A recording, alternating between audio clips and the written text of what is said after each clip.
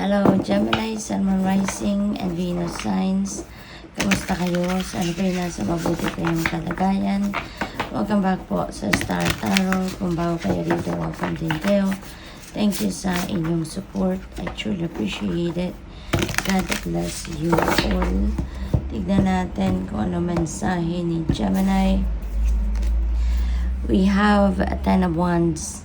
Ayan, so ang iba sa inyo dito, Gemini, parang nahihirapan na, nabibigatan na, sa mga sitwasyon sa buhay ninyo. Maaring personal, no? Maaring sa personal na buhay o personal na bagay. This could be also trabaho. This could be pamilya, this could be in any area of life, pero nahihirapan na kayo, pagod na kayo, exhausted na kayo, kaya gusto nyo na tong kung ano man yung nagpapabigat sa inyo, gusto nyo nang ibaba ito, no? Parang nare-realize na din ninyo na bakit, diba, kailangan ninyong tiisin lahat, bakit kailangan ninyong kayo lahat, diba, yung ganon, kaya you're considering of cutting the cords between you and kung ano man itong bagay or sitwasyon na nagpapahirap na sa inyo.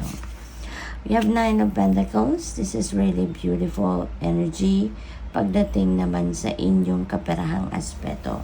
Kasi time for chilling, no? Time for chilling para sa iyo. Panahon din ito para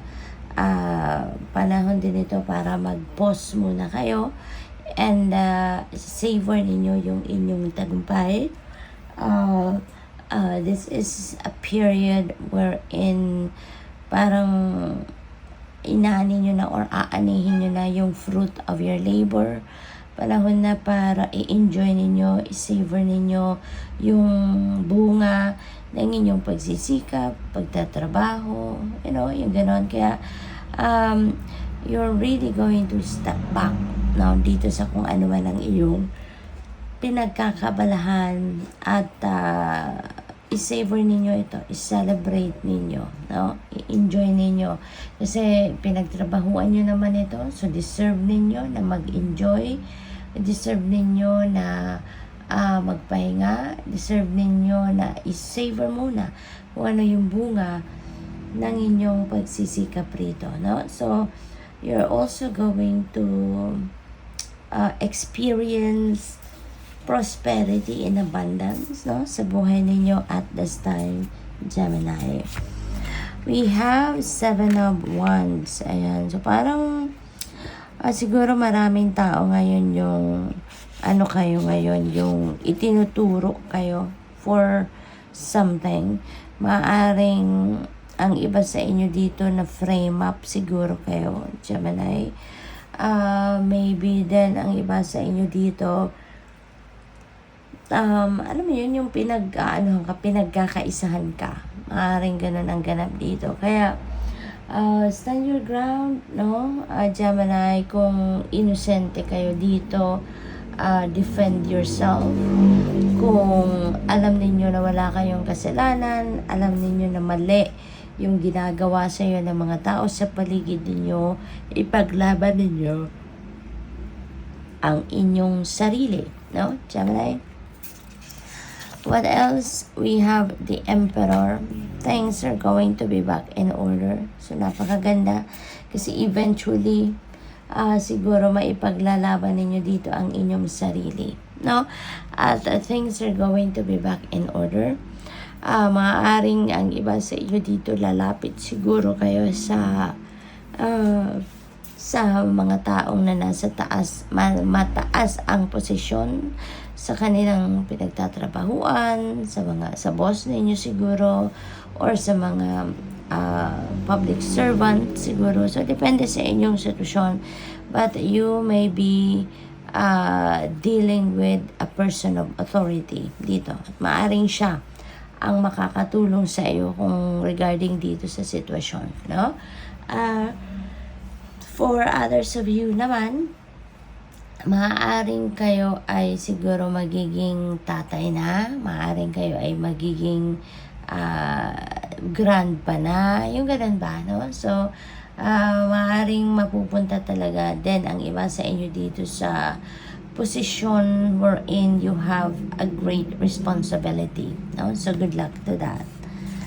What else? We have 7 of Cups. So, meron na tayong dalawang 7, ano? May 7 of Wands, may 7 of Cups. So, I suggest you please look up for the meaning of number 77 for more guidance, okay? Yung number 7 is a very lucky number, no? Gemini, kaya most likely, siswertehin ang karamihan sa inyo pagdating sa finances, pagdating sa pera. Meron dito mga oportunidad, no? For some of you, meron dito mga kakatok na opportunities sa inyo at maaaring ito ay pagkakaperahan. So, this could be related to money, to your finances, to your career, trabaho, or negosyo, no? So, tignan din ninyong maigi, no? Yung mga opportunities na to. Anuhan ninyo, pag-isipan mabuti before you make a decision, no? Pag-isipan ninyong mabuti muna before you jump into conclusion or before you jump into before you embrace any of these options or opportunities, okay? We have Ace of Swords, and so si Ace of Swords is a new beginning energy, and this is also a victory energy, okay? So, meron ditong new ideas, new perspective, new insights, new inspiration, no? Na dadating sa inyo dito at maaring ito yung mga magiging susi para sa inyong pagtatagumpay. Yung mga bagong ideya na to, ito yung magbibigay sa inyo ng, parang ito yung magiging susi ninyo para sa pagbubukas ng bagong oportunidad, no? Sa kung ano man, kung relationship man, travel, trabaho, whatever it is, no?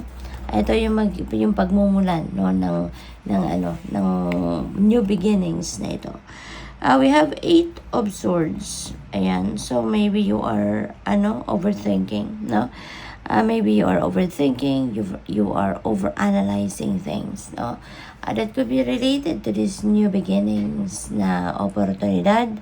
Maring sa dami ng offers sa inyo, sa dami siguro ng opportunities na bumulaga sa inyo, naguguluhan na tuloy kayo kung alin yung uunahin ninyo or kung alin yung kukunin ninyo, which one you are going to embrace, no? Kasi nga baka sa nga nagbabranch out na nagsasanga-sanga din yung isip ninyo. So, in this case, tune into your intuition, Gemini, pakinggan ninyo kung ano ang bulong ng iyong intuition. Okay? Kasi it will lead you to the best option. It will lead you to the best decision. Okay? Wag na kayo mag-overthink. Wag na kayo mag-overanalyze. Mag-tune in kayo sa intuition. Pakinggan ninyo ang gabay nito, and for sure, no, maiisip ninyo kung ano ang best na dapat ninyong kunin dyan para sa sarili ninyo. We have 9 of Wands. Ayan, so wag kayong sumuko. Okay, wag kayong sumuko. Kahit ganito ang sitwasyon ninyo, no? Kahit maraming nang-i-intimidate sa inyo dyan, wag kayong sumuko. Focus on yourself, no? Stand your ground. Hindi yan rason sila, no?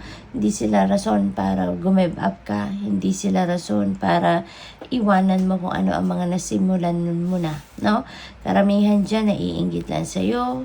Karamihan dyan wala lang magawa sa buhay na matino, no? Kaya wag ninyong hayaan na talunin kayo ng mga taong yan, na ma-intimidate kayo at kuhanin sa inyo ang inyong peace, kuhanin sa inyo ang mga magagandang pagkakataon, 'di ba? Opportunities, yung gano'n. So, good luck. Thank you for watching. Love and light. Namaste.